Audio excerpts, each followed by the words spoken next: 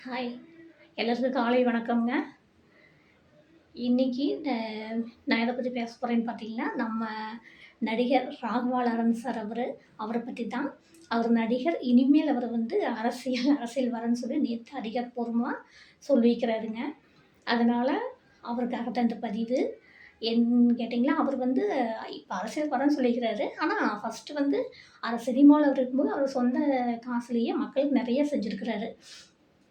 நெறைய பாதிக்கப்பட்டவங்களுக்கு, கல்வி இல்லாம இருக்கிறவங்களுக்கு கல்வி குடுத்து, அவரே நெறைய குழந்தைங்கள படிக்க வைக்கிறாரு.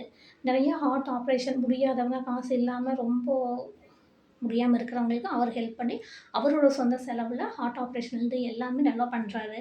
அதுபோக ஹேண்டிகேப் வந்து அவர் தனியாவே ஸ்கூல் வச்சு, அவங்களுக்கு தனியா சொல்லி பண்ணிட்டுருக்காரு. இந்த மாரி மக்கள் சேவை வந்து நெறைய பண்றாரு. அதனால மக்களுக்கு வந்து அவர் ரொம்ப புடிச்சு போச்சு. அவர் வந்து மக்கள்கிட்ட கருத்து கேட்டுருக்கிறாரு. நான் வரலாமா? வேண்டாமான்னு.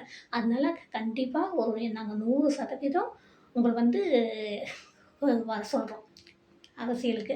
கண்டிப்பா நீங்க அரசியலுக்கு வரணும். வந்து மக்களுக்காக நீங்க சேவை செய்யணும். அதே எங்க ஒட்டுமொத்த தமிழ்நாட்டு மக்களோடைய வேண்டுகோள். அதுக்காக இந்த பதிவு. அவருக்கு பார்த்தீங்கன்னா, அவர் மேல ரொம்ப நம்பிக்கை இருக்கு. ஏன்னா, அரசியலுக்கு வரக்கு முன்னாடி தான் சொந்த காசுல தான் இவ்ளோ நாளா செலவு பண்ணி எல்லாமே பார்த்துட்டு இருந்தாரு. எல்லாருக்குமே ரொம்ப ஹெல்ப் பண்ணியிருக்கிறாரு. சினிமால நடிச்சு இது பண்ணி.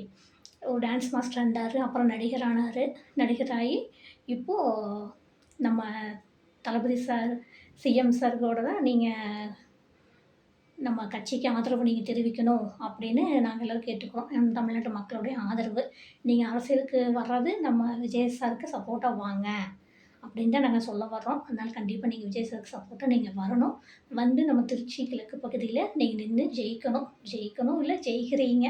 கண்டிப்பா உங்களுக்கு தான் வெற்றி வாகை உங்களுக்கு தான் வரும்.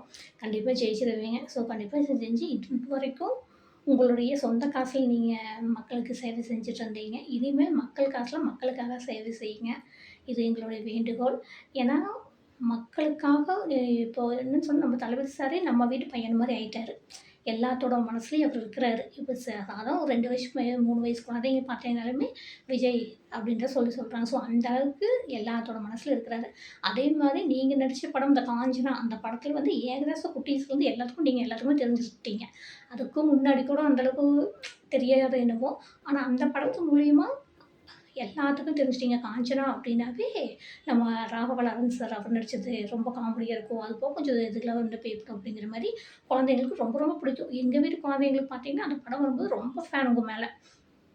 அந்த படம் ரொம்ப பிடிக்கும். அதனால குழந்தைங்க அத ரொம்ப விரும்பி பார்ப்பாங்க. அதனால இப்போ அரசியலுக்கு நீங்க வரணும். சினிமாவுக்கு வந்து மக்களுக்கு ஒரு நல்ல கருத்துக்கள் உள்ள படமா குடுத்தீங்க, இது பண்ணீங்க. அதே மாதிரி அரசியலுக்கு நீங்க வந்து மக்களுக்காக நீங்க செய்யணும். அதில வந்து நீங்க உங்க உங்க வீட்டோட சம்மதத்தோட வரணும் அப்படின்னு சொல்லி கேட்டுருக்கிறீங்க. அதுக்கு உங்களுக்கு ஒரு சல்யூட் அடிக்கலாம். ஏன்னா, அ ஒரு அம்மாவோட வார்த்தைக்கு மதிப்பு குடுத்து நீங்க வரலாமா, வேண்டாமான்னு சொல்லி அம்மாட்ட பெர்மிஷன் வாங்கி நீங்க ஒரு மக்களுக்காக சேவை செய்றீங்க. அதுவும் இல்லாம மக்களுக்காக நீங்க கேட்டுருக்கிறீங்க. நான் வரலாமா? நீங்க மக்கள்லாம் வர சொன்னா நான் வர்றேன். இல்லைன்னா நான் வரல அப்படிங்கிற மாரி சொல்றீங்க. யாருமே இந்த மாரி ஒரு மக்கள்கிட்ட ஒரு கேள்வி இந்த மாரி சொல்ல மாட்டாங்க. ஏன்னா, நெறைய பேர் வந்து வந்துருவாங்க. அது மக்கள் கூட யார்ட்டயும் எந்த கன்சல்ட் இது பண்ண மாட்டாங்க. நான் வரேன் அப்படின்னு சொல்லி வந்துருவாங்க. ஆனா நீங்க அப்படி இல்ல. மக்களோட கருத்துக்கள் மக்களுக்காக நான் சேவை செய்றேன். அவங்களுக்கு விருப்பம்னா நான் வர்றேன். அப்படி இல்லைன்னா நான் வரல. மக்களா தேர்ந்தெடுத்துக்கட்டும் அப்படின்னு சொல்றீங்க. இது 100% ஒரு கண்ணியமான செயல். இதுக்கு வந்து நாங்க எல்லாருமே ரொம்ப வரவேற்கிறோம். நீங்க கண்டிப்பா அரசியலுக்கு வரணும். அரசியலுக்கு வந்து மக்களுக்கு சேவை செய்யணும்னு நாங்க ரொம்ப கேட்டுக்கிறோம். உங்களுக்காக தமிழ்நாட்டு மக்கள் எல்லாருமே காத்துக்கிட்டு இருக்கிறாங்க. பெண்கள்லேருந்து குழந்தைங்கள்ல எல்லாருமே உங்க ஃபேன். அதனால கண்டிப்பா நம்ம விஜய் சாருக்கு சப்போர்ட்டா நீங்க வருவீங்க. அவரோட கட்சிக்கு நீங்க ஜாயின் பண்ணுவீங்கன்னு தான் எங்களோட எதிர்பார்ப்பு. ஆனா இன்னும் நீங்க அத ஒண்ணும் அறிவிக்கலைன்னு நெனைக்கிறேன். இல்ல அது எனக்கு தெரியலையே அப்படின்னு சொல்லி தெரியல. அதனால கண்டிப்பா சார் நீங்க வரணும். வந்து தமிழ்நாட்டு மக்கள கொஞ்சம் பார்த்துக்கணும். திருச்சி கிழக்கு பகுதிகளில் நின்னு ஜெயிக்கணும். ஜெயிச்சு மக்களுக்காக சேவை செய்யுங்க. இப்பவே நெறையா மாற்றங்கள் நடக்குது.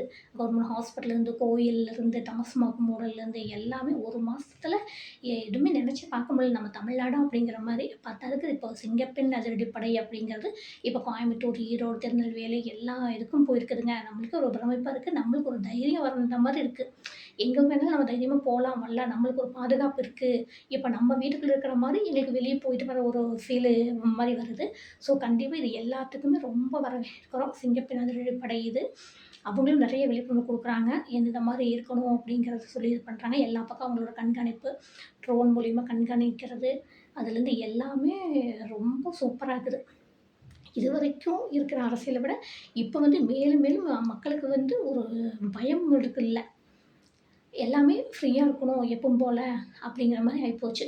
அது இல்லாம மக்களுக்கு வந்து என்ன இதா இருந்தாலும், முதல்ல குழந்தைங்களுக்கு பெத்தவங்க தான் பாதுகாப்பு. அதுக்கப்புறம் தான் வெளிய சமூகம் இது எல்லாமே. அதனால பெத்தவங்க எப்போதுமே குழந்தைங்கள நீங்க கொஞ்சம் கேர் பண்ணி நல்லா பார்த்துக்கோங்க. அப்புறம் நம்ம வெளிய நம்ம அனுப்பிச்சுட்டு இது பண்ணலாம் அப்படி இப்படின்னு சொல்லி நம்ம இது பேசல பிரயோஜனம் இல்ல. அதனால முதல்ல நீங்க நல்லா பார்த்து இது பண்ணிக்கோங்க. வெளிய போனாலும் அப்படித்தான். மொபைல் இருந்துச்சுன்னா டக்குனு எங்க இருக்கிற? என்ன பண்றோம்? இவ்வளோ நேரத்தில வந்துருவேன் அப்படிங்கிறது நம்ம இன்ஃபார்ம் பண்ணிறணும் வீட்டுக்கு. நான் இந்த டைமுக்கு வந்துருவேன். நான் இங்க இருக்கேன் அப்படின்னு சொல்லிறணும். ஃபேமிலிட்ட எதுவும் மறைக்கக்கூடாது. அதனால காலேஜ் போற பொண்ணுங்களாகட்டும், வேலைக்கு போற பொண்ணுங்களாகட்டும் எல்லாத்துக்குமே ஒரு பாதுகாப்பான உணர்வு வருதுங்க. கண்டிப்பா இது நாங்க வரவேற்கிறோம். அதனால இத பத்தி இத சொல்லியே ஆகணும் அப்படிங்கிறதுக்காக இந்த பதிவுல நான் இத சொன்னேன்.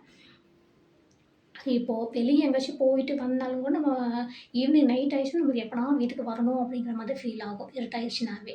ஸோ அந்த மாரியெல்லாம் கொஞ்சம் பயம் இருக்காது. இருந்தாலும் தண்டனைகள் கடுமையா குடுக்கணும். குற்றங்கள் குறையணும். அப்படின்னா, இப்போ வந்து அந்த மனிதர்கள் வந்து பயம் இருக்கணும். நம்ம இந்த தப்பு செஞ்சோம்னா இந்த மாரி தண்டனை கிடைக்கும். அப்படின்னு அந்த பயம் இருக்கிற உணர்வு வந்துச்சுனாவே யாரும் தப்பு பண்ண மாட்டாங்க. இல்லைங்களா? மெயினா நம்ம ஒரு சட்டதிட்டங்கள் வந்து அந்த மாரி தான் கொண்டு வரணும். சட்டதிட்டங்கள் கடுமையா இருந்தா தான் தப்புக்கள் குறையும். அதனால இந்த மாரி பெண்கள தொடுறதுக்கோ, குழந்தைங்கள சீரழிக்கிறதுக்கோ, இந்த மாரி குற்றங்கள் பண்ணுனா, தண்டனைகள் கடுமையா இருக்கணும். அதுவும் மக்கள் மத்தியில பார்க்குற மாரி அந்த தண்டனை குடுத்தா தான், அந்த தண்டனைய மத்தவங்க பார்த்தா தான் அந்த பயம் இருக்கும். இனிமேல் இந்த இது நடக்கக்கூடாது. இந்த மாரி தப்பு பண்ணக்கூடாது. அப்படிங்கிற ஒரு பயம் இருக்கும். அதுதான் என்னுடைய வேண்டுகோள். ஸோ இதுவரைக்கும் நல்லா பண்ணியிருக்கிறீங்க. அதுக்கு என்னுடைய மனமார்ந்த வாழ்த்துக்கள். அத நான் தெரிவிச்சுக்கிறேன். Okay friends. இந்த வீடியோ புடிச்சிருந்துச்சுன்னா எல்லாரும் லைக் பண்ணுங்க, கமெண்ட் பண்ணுங்க, ஷேர் பண்ணுங்க. மறக்காம சப்ஸ்கிரைப் பண்ணி எனக்கு சப்போர்ட் பண்ணுங்க. உங்களால நாங்க வளர்றோம். உங்க சப்போர்ட் எங்களுக்கு தேவை. ஓகே ஃப்ரெண்ட்ஸ் புடிச்சிச்சுன்னா சப்ஸ்கிரைப் பண்ணுங்க. இன்னொரு வீடியோல பார்க்கலாம். Bye friends.